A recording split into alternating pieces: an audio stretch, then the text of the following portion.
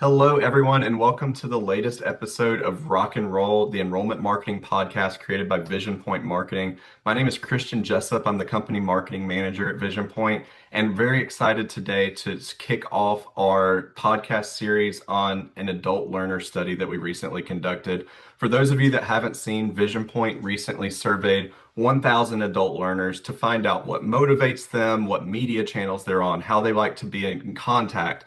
And we really just turned that into this nice little PDF with all of our findings. But we also wanted to use our podcast to do a four-part series and kind of talk you through some of those learnings and what that might mean for your institution.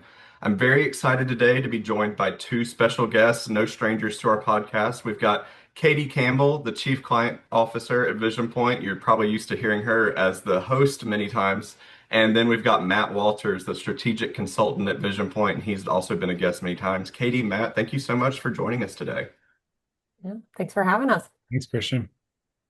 Yeah, so before we get into this findings of the study, before we talk about the demographics, perceptions, all of that, let's just start with a big question. Why did we do this? Why do we care about adult learners? Why are adult learners, in our opinion, a key part of higher ed's future?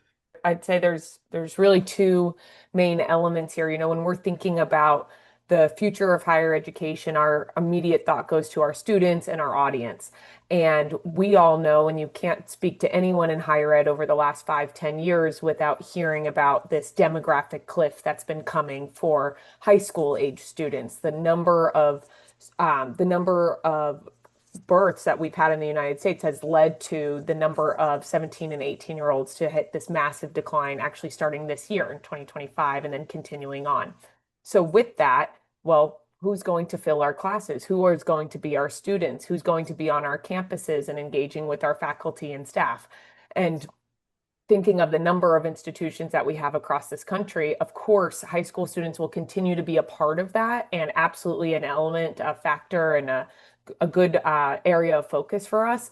But we've really needed to shift our sights to these adult learners in our communities and in our populations that we could reach and connect with. Right now, the some or no college degree population is growing in every state in the United States and has now topped over 43 million across this country. So it's a massive audience that institutions of higher ed have great products and offerings for to connect with them and help them along their educational journey.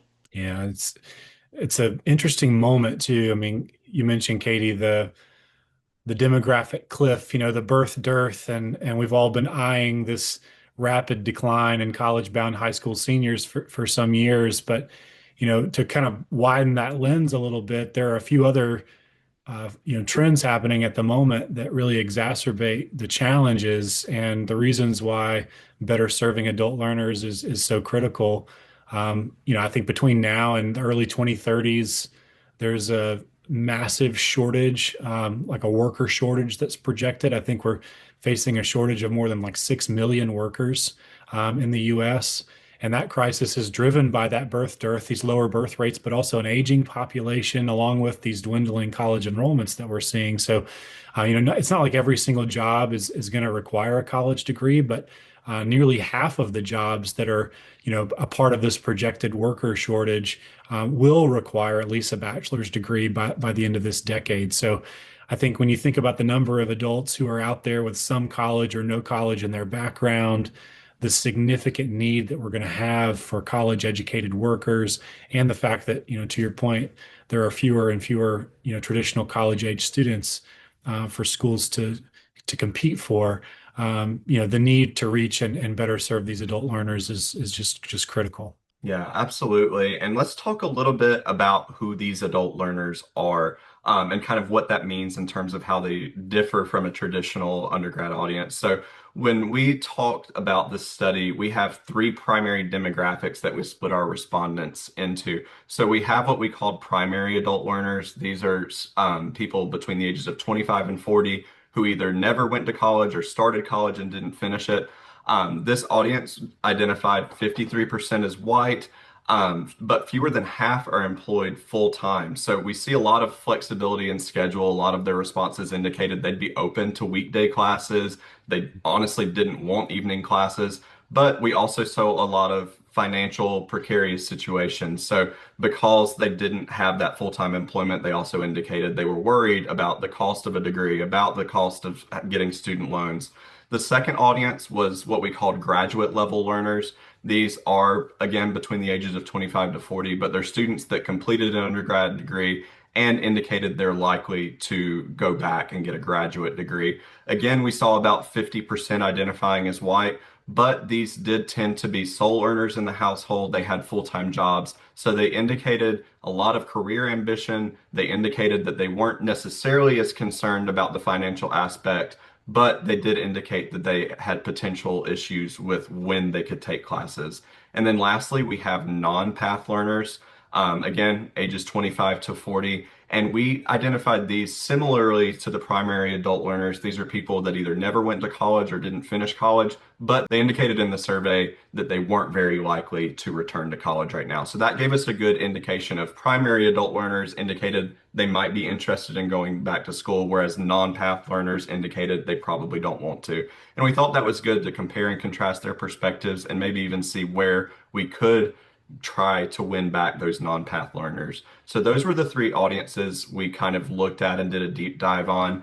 But let's talk a little bit in general. A lot of times we see institutions make the mistake of just doing institution-wide marketing. We're just going to send the same message to everyone regardless of age, demographic, prior experiences.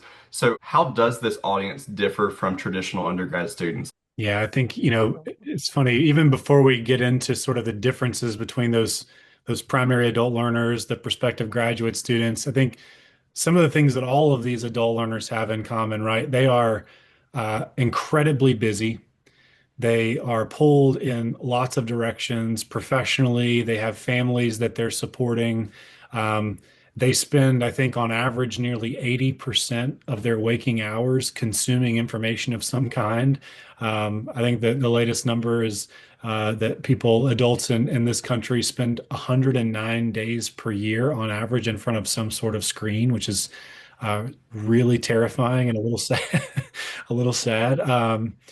And I think I saw the stat. We have it in our study. There's, I think, 208 ads per hour that adults in this country are exposed to. So even before you get to kind of the differences between these audiences, I think these folks are busy.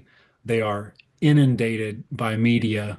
They're pulled in lots of different directions. They also tend to be um, they tend to be pretty discerning, not just about which college to attend or what to study, but whether at all to go. Whether or not it makes sense for them, whether the value proposition is going to be worth it.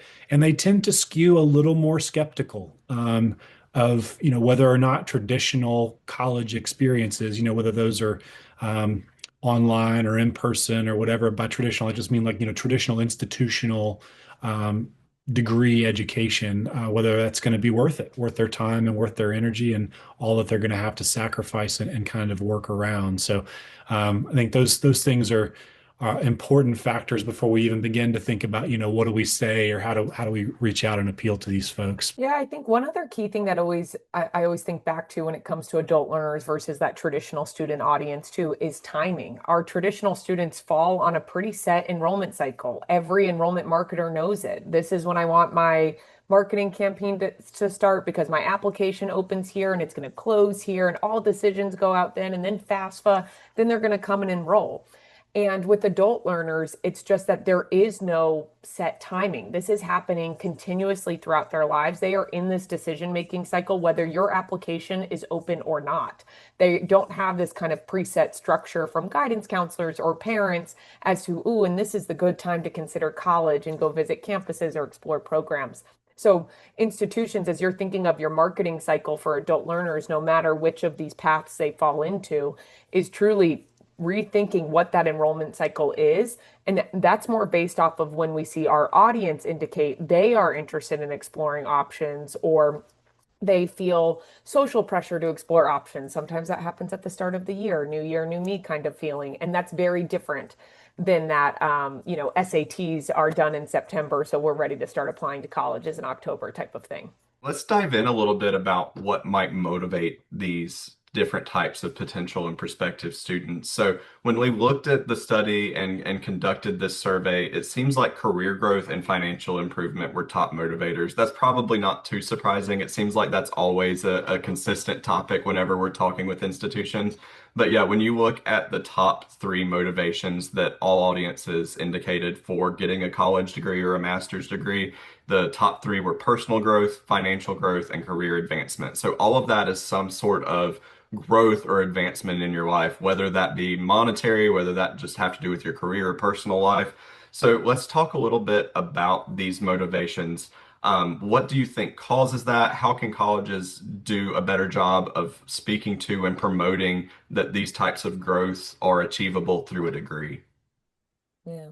I think to start too, I mean, even thinking of the difference, you're absolutely right, Christian, that the monetary benefits are the career aspect benefits of going back to school came up across all of these audiences.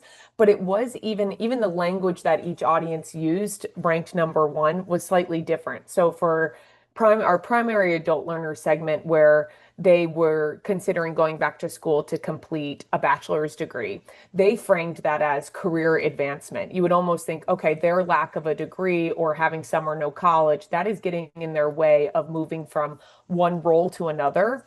And as you know, we're all working professionals here. Sometimes one role to another is a difference of $5,000 a year versus those students who were actually had completed a bachelor's degree and interested in graduate school. They framed this as socioeconomic mobility, which $5,000 a year is not quite socioeconomic mobility from one section to another, probably in your annual, your daily life. So when you're thinking of grad learners, they're really interested in that significant monetary return that would justify a significant monetary investment versus that primary adult learners audience. Actually, sometimes just the idea of having a door open to them that might be closed, that could be the difference in our messaging between these two audiences. So they're related, but they're slightly framed and positioned differently as to how they motivate someone. Mm, yeah, that's good. One thing that I think stood out to me too. So you're spot on, Christian, in the way you even set this up. And Katie, you're right. Like the financial concerns um, are definitely motivators. This motivation for financial growth, a motivation for career advancement. Also, when you look at the other side, we asked about different barriers to getting a college degree. The top four were tuition and fees, financial aid, time constraints, and inflation. And so when you think about like the problem of resource allocation, all of this might lead us to think like, okay, these are very pragmatic, kind of practical motivators and concerns, right? And a lot of them are financially inflected. But it's interesting, though, the top motivator, certainly for the primary adult learner, and even the second highest for the graduate adult learner, is personal growth, Mhm. not just financial growth. And that really, I think that really resonated with me because it mirrors a lot of what we've heard even anecdotally over the years. So VisionPoint, I mean, one of the reasons why we were passionate about conducting this study is that in addition to working with four-year institutions, we've done a lot of work over the years with two-year colleges. And four-year schools, not to speak badly of the four-year institutions, but it's a more recent concern for four-year schools, this idea of pivoting to kind of serve adult learners. And that was driven in large part by kind of the marketplace dynamics that we're talking about. It's become really important to reach adult learners because that pipeline of traditional college students is drying up a bit. Meanwhile, community colleges for decades and decades and decades have been mission driven to serve adult learners and other non-traditional students. So in working with community college partners throughout really the last decades, we do a lot of, qualitative listening, a lot of stakeholder conversations with students. We've been a part of some really cool, like statewide projects in North Carolina, for example, that are grant funded by folks like the Belk Endowment and the Lumina Foundation. And it's given us opportunities to talk to lots and lots of adult learners.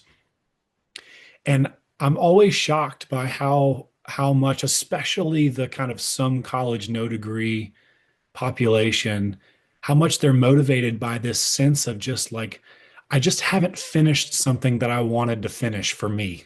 I just like, achieving that degree, it matters for reasons that go beyond sometimes just kind of the job or even just kind of the pay raise or whatever else. Those are important motivators too, of course. But I think it's good for us all to remember that education matters to people in lots of different ways. I think right now in the public square, there's this conversation that's like reducing down the whole conversation about education to this kind of jobs training proposition. And that of course matters. Of course that matters. But people are driven to pursue higher education for other reasons as well. And I thought it was really cool that personal growth factor was weighed so strongly in this kind of motivation for getting a college degree with all of these adults.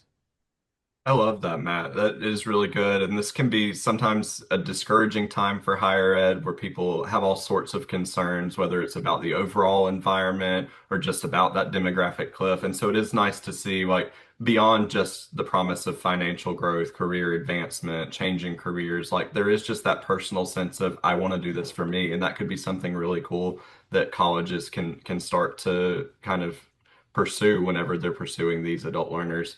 Mhm. I won't linger too much longer on some of the barriers because you did touch really well on that. No surprise, cost really is that biggest barrier. 66% of adult learners indicated they're concerned about student loan debt.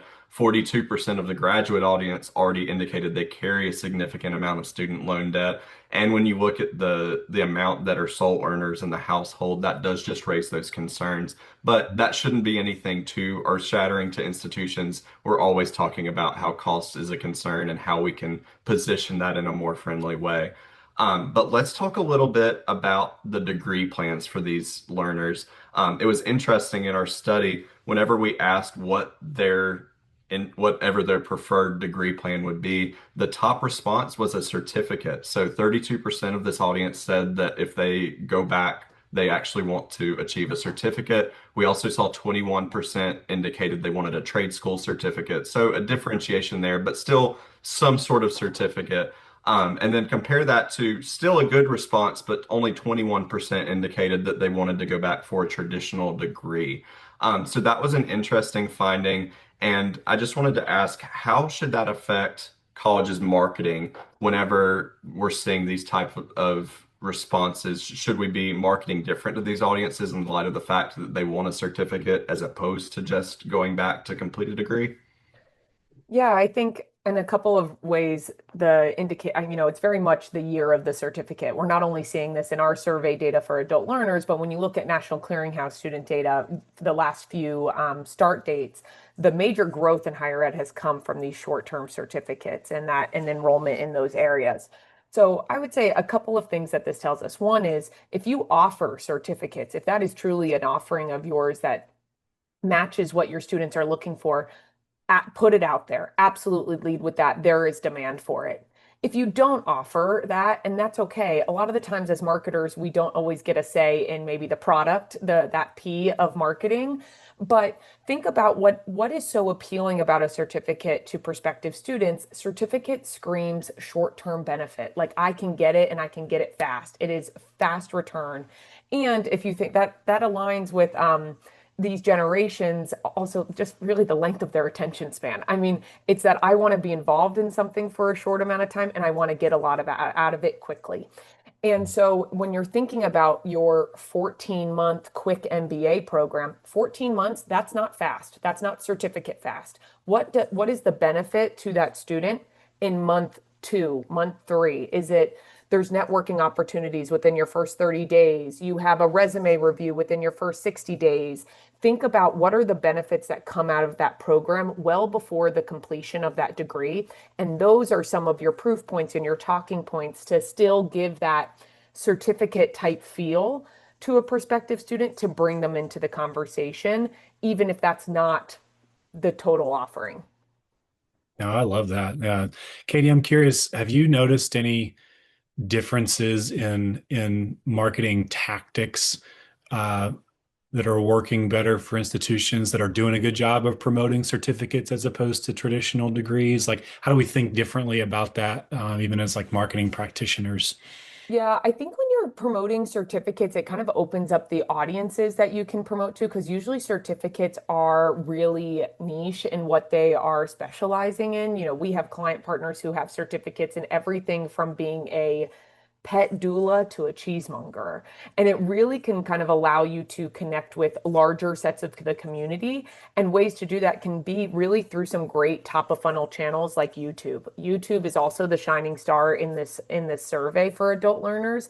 And on YouTube, you can showcase really short videos that highlight multiple certificate options to a very general audience, so that it's just even better understood that, oh wow, that institution, they offer things that within 6 to 8 weeks I could complete and that I could get to the other side of, and I could find benefit, personal growth, professional growth, whatever it might be.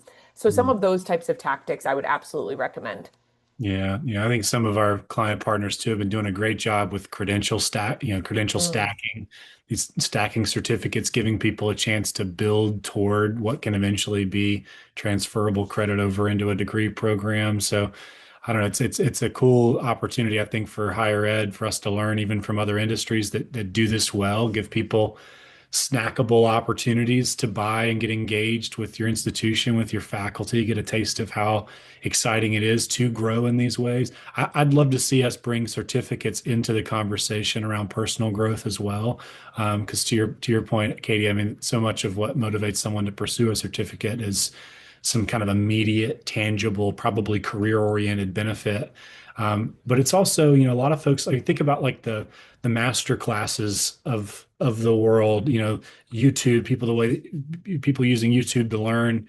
I just think there's such a cool opportunity for traditional institutions to think differently, kind of that capital P product aspect of marketing, and think differently about what the product actually is, not just for career growth, but certificates as ways that people can grow and continue to learn, throughout their lifetimes as well. I think this is a good transition too to talking about different institution types. It's really fascinating in this study. We see a pretty consistent dichotomy between when we ask people about their considerations with institutions versus their perceptions of institutions. And one great example was we asked, which type of learning institution are you considering for your degree? And top answers were online colleges and community colleges. Mm. But then whenever we were asking, how would you describe the quality of education at these types of institutions? Online colleges fell middle of the pack between the 8 different types we offered, with about 37% of adult learners saying that they viewed the quality as excellent. And community college usually fell around the same, even lower sometimes. 37% viewed it as excellent. If you look at those non-path learners that aren't necessarily interested in pursuing education, that falls even lower. Only 13% view community college as an excellent education. 17% view an online college as an excellent education.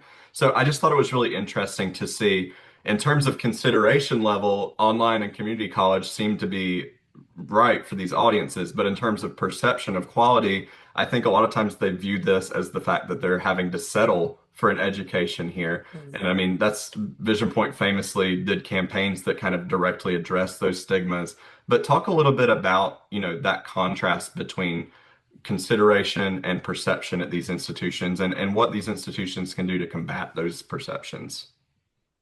Yeah, I think a lot of this, it did sound a little, sort of gut punch of like, ugh, the same old stigmas, that we're still struggling with. And to your point, Christian, we've done such good work over the years of working with our 2-year college partners in particular to overturn some of these stigmas.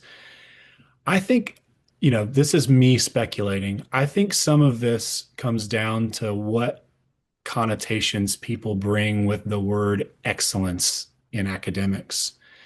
Mm. And I think there is an assumption that categorically what community colleges are for example, is not academic prestige or excellence in what you might mean by like comparing it to, say, elite 4-year college excellence.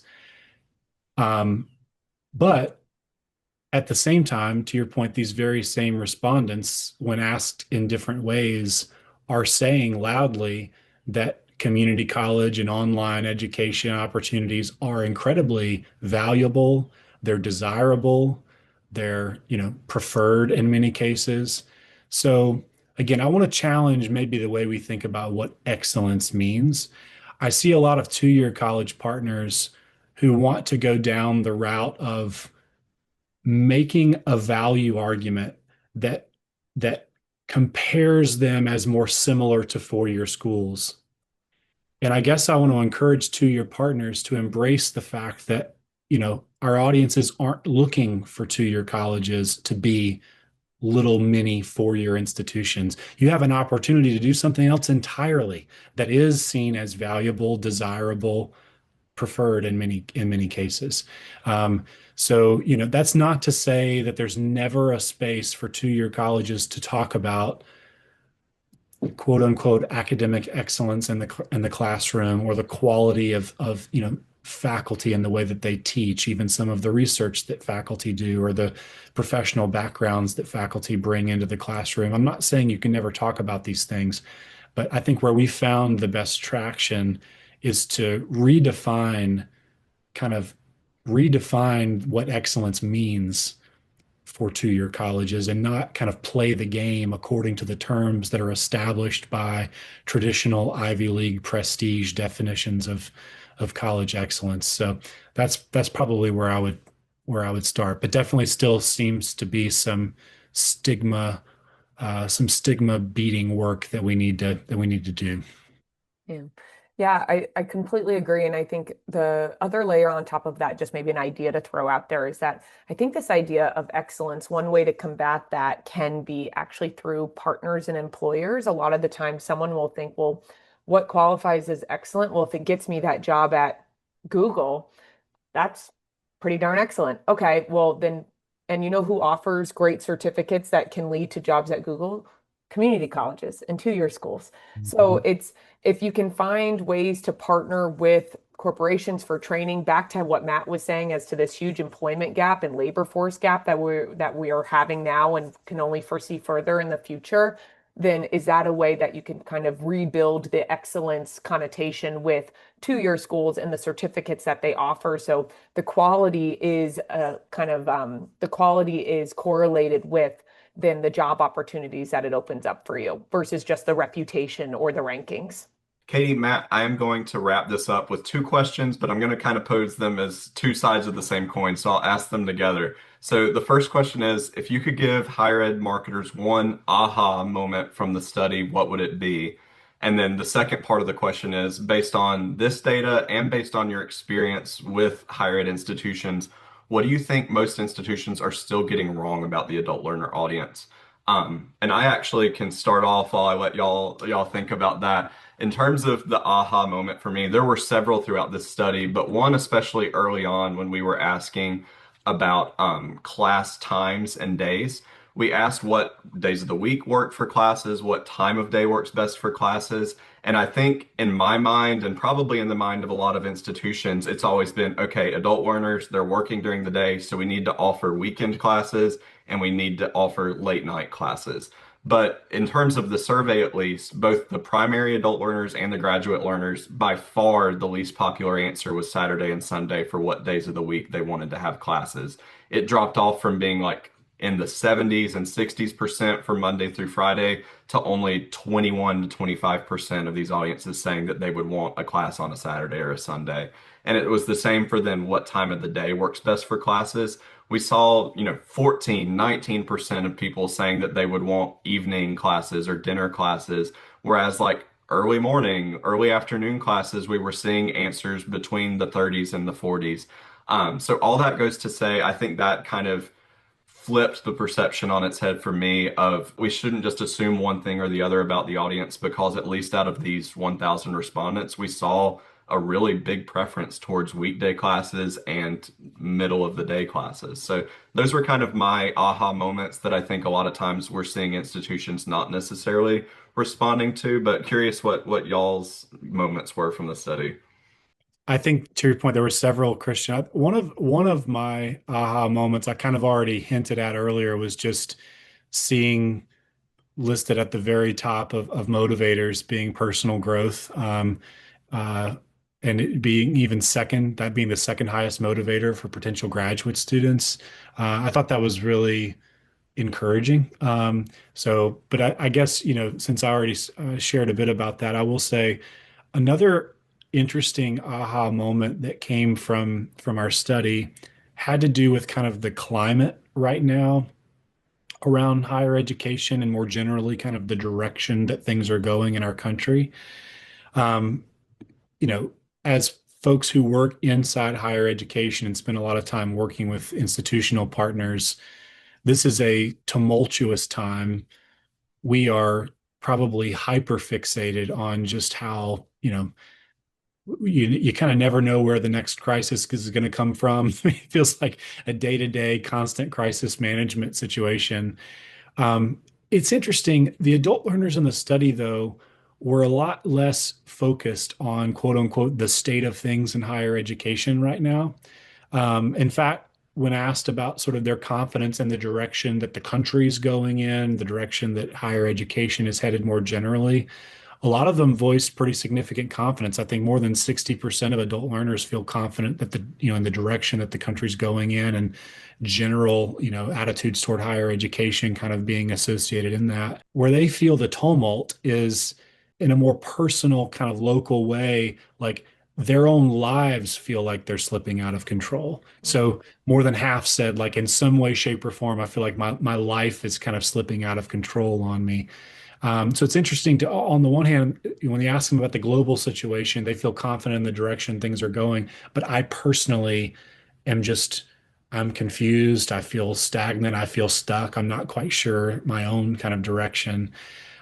So it was a good reminder, I think, for marketers to not bring our own concerns about the state of the industry into the conversation as if that is the topic that the students care about.